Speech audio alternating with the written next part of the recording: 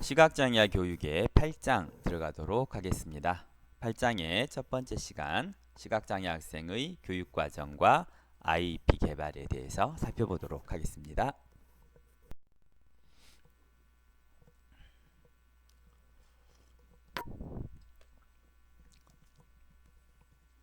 시각장애 학생 교육과정은 크게 이제 두 가지의 형태로 이루어져 있는데요. 첫 번째, 일반 교육과정, 그러니까 유치원은 유치원 교육과정, 그리고 초등학교 1학년부터 고등학교 1학년, 즉 1학년부터 10학년까지는 국민공통기본교육과정을 실시하고요.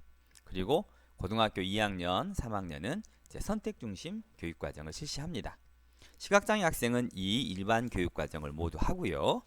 거기에 시각장애 특성을 고려한 교육과정을 활용하여 개인에게 적합한 내용을 선정하여 지도하게 되어 있습니다. 그러니까 시각장애 특성, 맹 또는 저시력으로 인해서 수정 또는 우리가 앞서 배웠던 수정 또는 조정을 하거나 또는 새로운 교과목을 포함해서 학생들을 지도하게 되어 있습니다. 그래서 시각장애 학생은 일반 교육과정과 시각장애 학생을 위한 교육과정 두 가지를 모두 적용한다는 거 알아두시면 되겠습니다.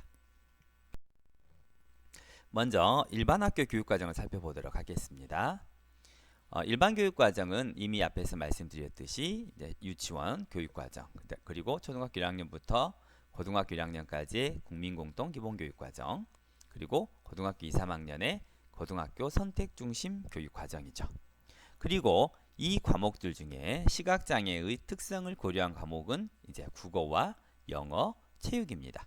그래서 국어와 영어에는 당연히 이제 점자로 읽고 쓰기에 관련된 부분들이 들어있고요.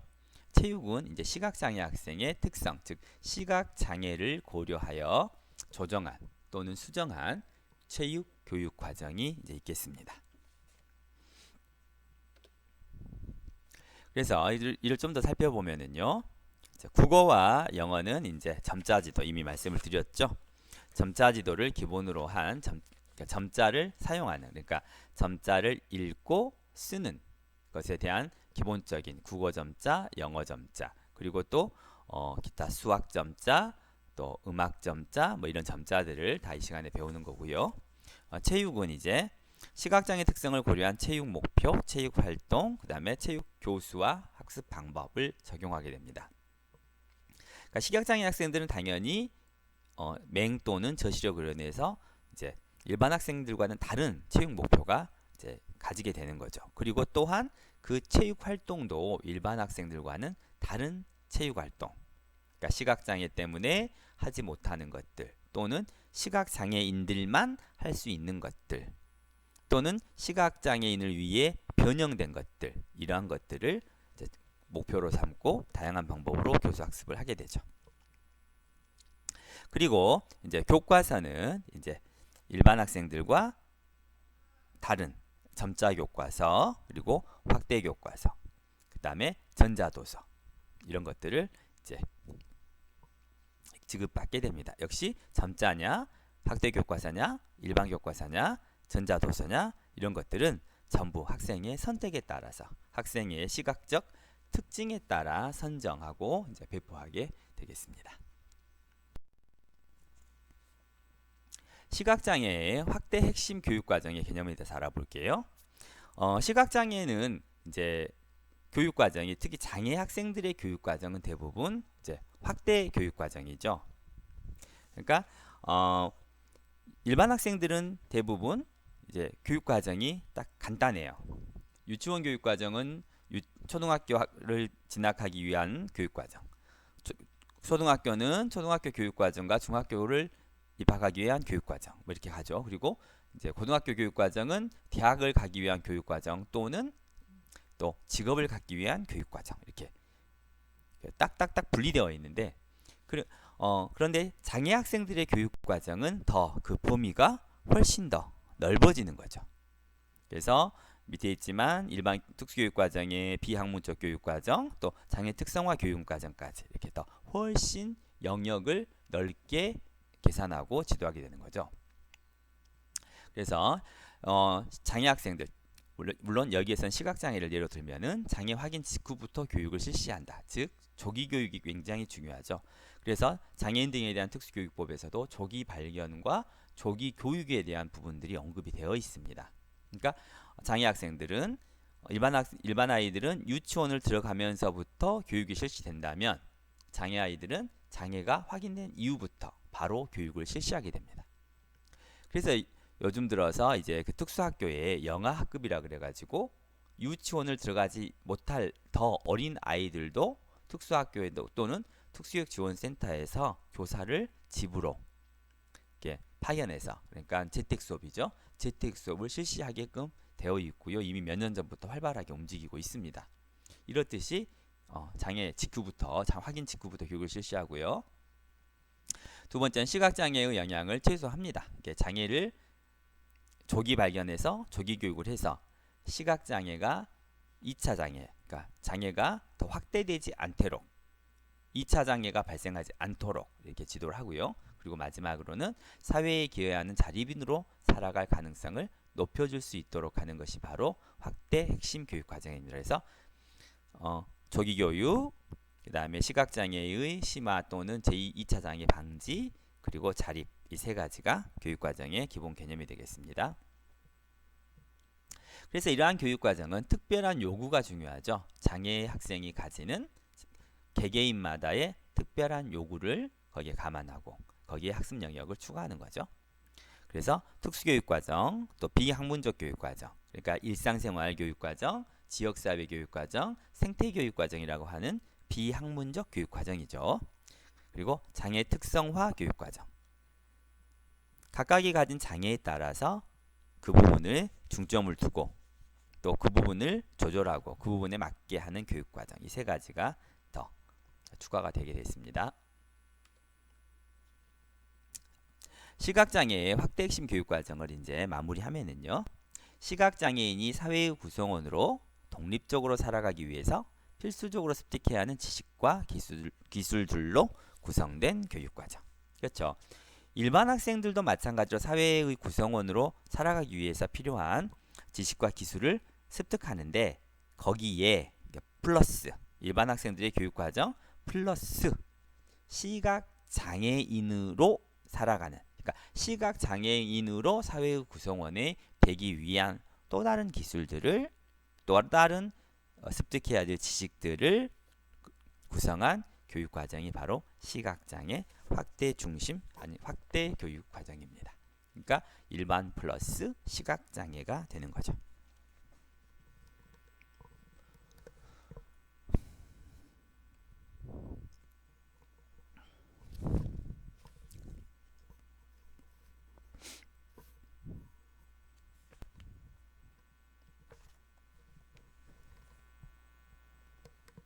그래서 이미 앞에서도 이제 말씀을 드렸지만 시각장애 확대 중심 교육과정은 특별한 요구를 감안한 학습 영역도 이제 추가를 시킵니다. 그래서 시각장애 학생들에게는 당연히 학습 영역이 아까 말했던 국어와 영어의 점자, 그리고 보행, 굉장히 중요하죠. 보행, 그 다음에 이동, 이러한 학습 영역들이 시각장애 학생을 위한 교육과정으로 추가가 되어 있습니다. 그래서 이제 거기 아까 말씀드렸듯이 이런 것들이 바로 비학문적 교육과정, 장애 특성화 교육과정과 이제 연계가 되는 것들입니다. 미국에서는 이런 것들을 이제 시각장애뿐만 아니라 중복장애까지 이제 그 교육 프로그램을 이제 더 넓힐 것을 제안하고 있고요. 이미 1996년에 이런 확대 핵심 교육과정을 이제 구체화했고요. 또 2000년에 교특수교육과 재활 서비스, 또 장애인 교육법에 제시된 기준에 따라서 이런 의견들을 이제 수렴하고 있습니다. 자, 이러한 이제 시각장애와 중복장애를 위한 교육과정, 그리고 확대 핵심 교육과정, 또 이런 법에 의해서 이제 이런 제정되어 있는 교육과정들은 뭐 당연히 미국만 있는 건 아니고요. 우리나라에도 똑같이 모든 것들이 적용되고 있는 것입니다. 이런 시각장애 확대 핵심 교육과정의 이제 주요 내용들을 한번 살펴보도록 할게요.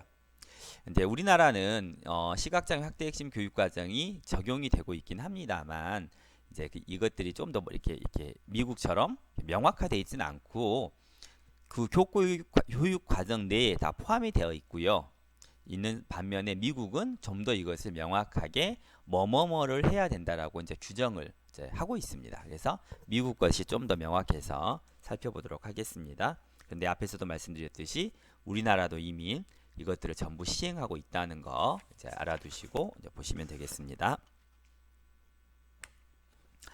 먼저 점자 이미 말씀드렸죠. 시각장애 학생들만 따로 배워야 되는 것들, 그리고 보행, 방향 정의와 이동. 이제 우리가 다음 차시에 이제 그 단원에서 방향 정의와 이동에 대해서 좀 더 살펴보도록 하겠습니다. 그리고 보조공학기기들, 시각장애 학생이 사용해야 될 보조공학기기. 그리고 일반 교육 과정의 접근성을 보장하기 위한 이제 보상 기술, 의사소통 기술, 청의 기술. 그러니까 의사소통, 시각을 제외한 나머지 의사소통 기술, 그다음에 청해, 듣고 이해하는 기술, 이런 것들이 전부 보강이 돼야 되고 이런 부분에 중점을 두게 되어 있고요. 무상에 적합한 공교육 이미 우리나라나 미국이나 하고 있죠. 그리고 실천에 필요한 사회적 상호작용 기술, 일상생활에서 사회적 관계를 맺기 위한 상호작용 기술들도 이제 지도를 하도록 명시되어 있고요.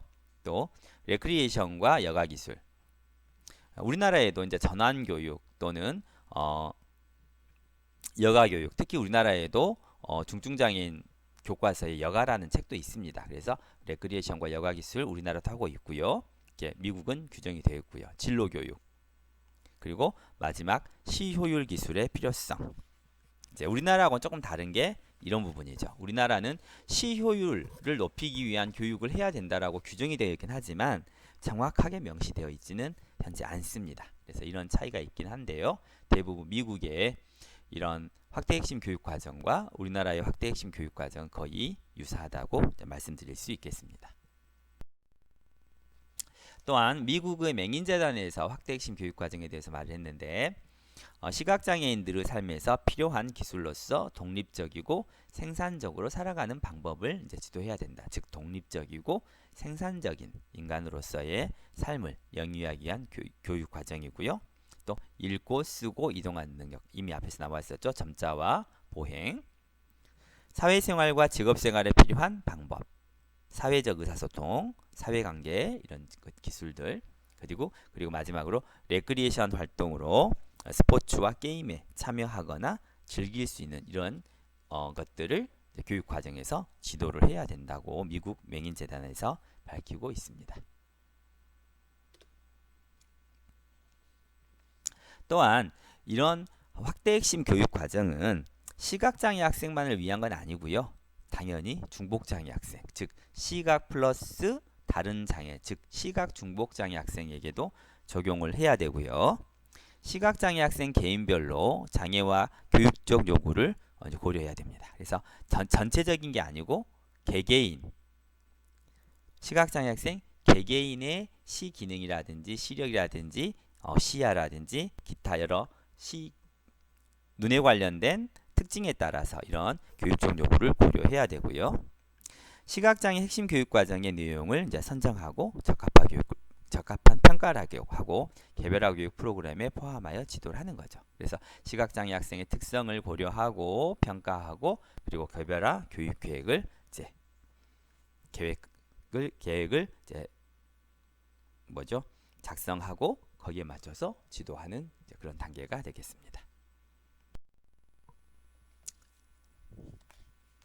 그리고 이제 시각장애 학생에게 이제 보상 기술도 이제 지도를 해줘야 되는데요. 시각장애 아동의 교육에 쉽게 접근할 수 있도록 도와주는 기술이 보상 기술인데요. 예로 시각을 전혀 활용할 수 없는 아동은 이제 점자를 사용하게 되고요.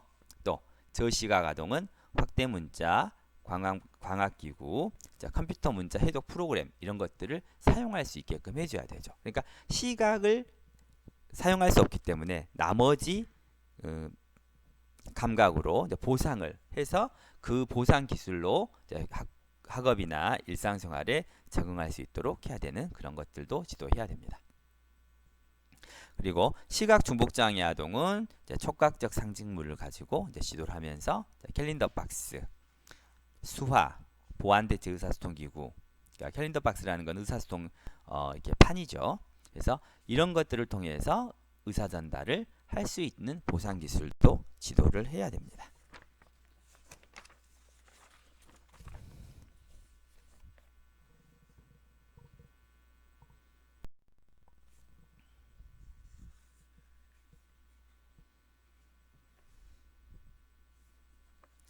이어서 시각장애 학생의 확대 교육 과정에서 지도해야 될 것들이 바로 기능적 기술이죠.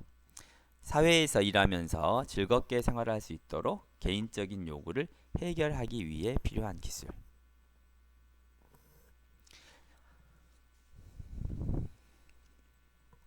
밑에 보시면 개념 발달, 추리력, 운동 발달, 촉각 기술, 공부 기술, 청해 기술, 의사소통, 성교육 등이 바로 기능적 기술입니다. 즉 이러한 개념이라든지 기술 속에 포함되어 있는 세부적인 내용들은 즐겁게 생활할 수 있도록 이제 또 개인적인 요구를 해결할 수 있도록 반드시 필요한 기술이에요. 그래서 이것을 개인이 하지 못하면 다른 사람이 기술을 대체해서 해줘야 되는 거죠. 그러니까 청해 기술이 되지 않으면 다른 사람의 말을 듣고 이해할 수가 없죠. 그러면 사회에서 일하면서 즐겁게 생활할 수가 없죠.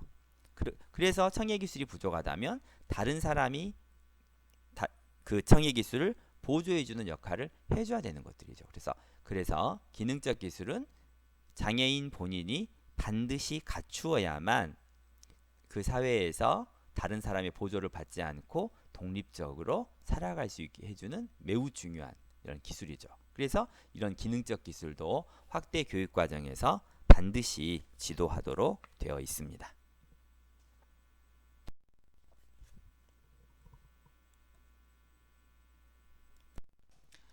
다음은 시각장애 학생에게 확대 적용하는 교육 과정에서 지도해야 될 것 중에 하나가 이제 방향 정의와 이동 기술인데요.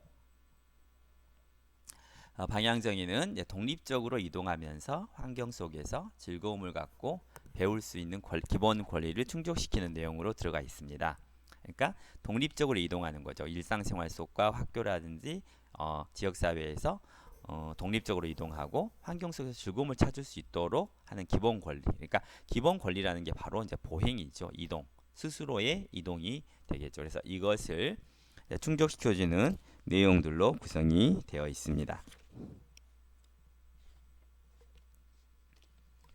그래서 그 주된 내용들을 살펴보면은요.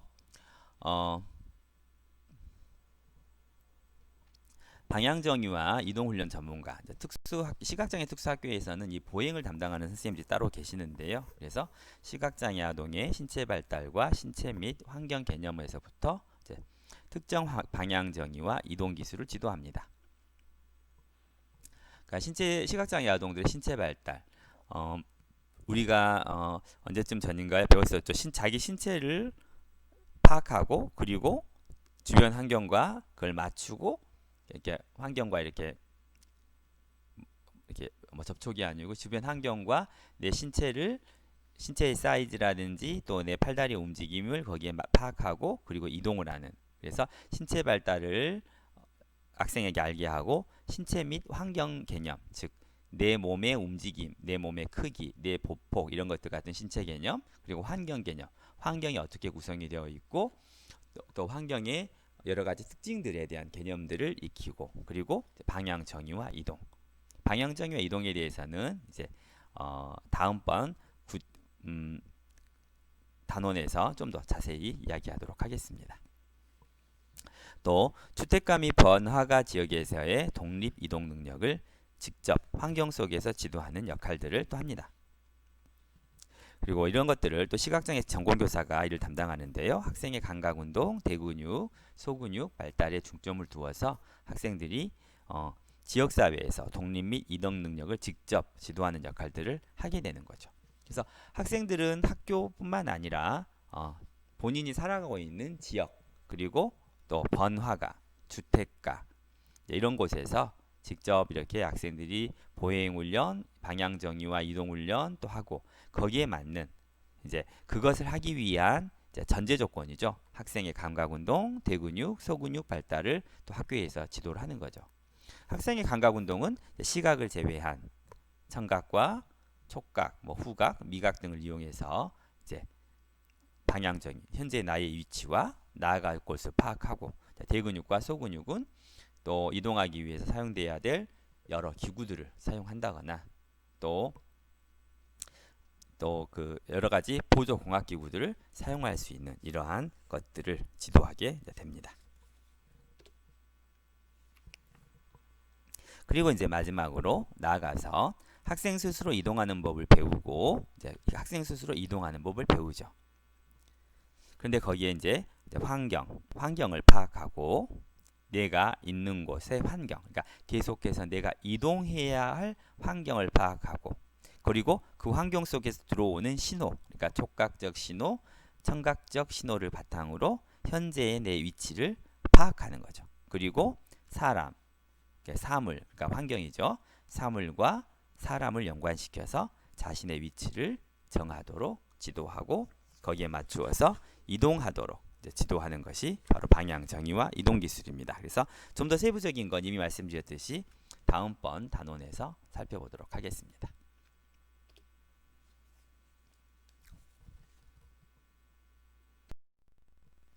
그리고 이제 사회기술인데요. 사회기술은 일반 학생처럼 자연스럽게 시각을 활용하면서 사회생활에서 필요한 인간관계 기술을 이제 배우기가 시각장애 학생들은 어렵죠. 우리가 이미 앞에서 시각장애 학생들의 발달 특성에 대해서 살펴봤을 때, 그때 시각장애 학생들은 이런 모방, 관찰을 하기도 어렵고 관찰이 안 되니까 모방이 당연히 안 되겠죠. 이러다 보니까 인간관계 기술을 배우는 데 있어서 많은 어려움을 겪게 되는 거죠. 그래서 이러한 부분들, 이러한 사회기술도 그때 이미 말씀드렸지만 일반 학생들은 자연스럽게 스스로 배운다면 시각장애 학생들은 이를 인위적으로 또 조직적으로 이제 지도를 해줘야 됩니다. 그래서 천천히 조심스럽게 또 계획적으로 단계를 밟아서 지도해야 되고요. 이런 것들은 일반 학교 교육과정에서는 거의 다루지 않거나 아주 그냥 일부분에서만 학생들의 기본적인 개념만 알려주는 정도로 끝나지만, 이렇게 해서는 시각장애 학생이 사회기술을 배울 수 없기 때문에 시각장애 특성화 교육과정에서 당연히 강조해서 가르치는 거죠. 그리고 이런 사회기술은 이제 필수적인 거죠. 필수적인 것이고, 또 이런 것들을 배우지 못하면 사회에서 고립이 되죠. 고립이 되고 또 성인이 됐을 때 자기만족 및 자아 실현을 하는 데 있어서 많은 어려움을 발생하게 되기 때문에 이 부분을 매우 강조해서 지도해야 되고요. 또 교육과정에 직접적으로 드러나 있지는 않다 하더라도 시각장애 학교의 교육과정에 집어넣어야 되고, 또 교육 내용 속에서, 교수학습 내용 속에서 이런 부분들을 인위적으로 포함을 시켜서 지도를 해야 됩니다. 그래서 이번 시간에는 이제 사회기술까지 하도록 하고요.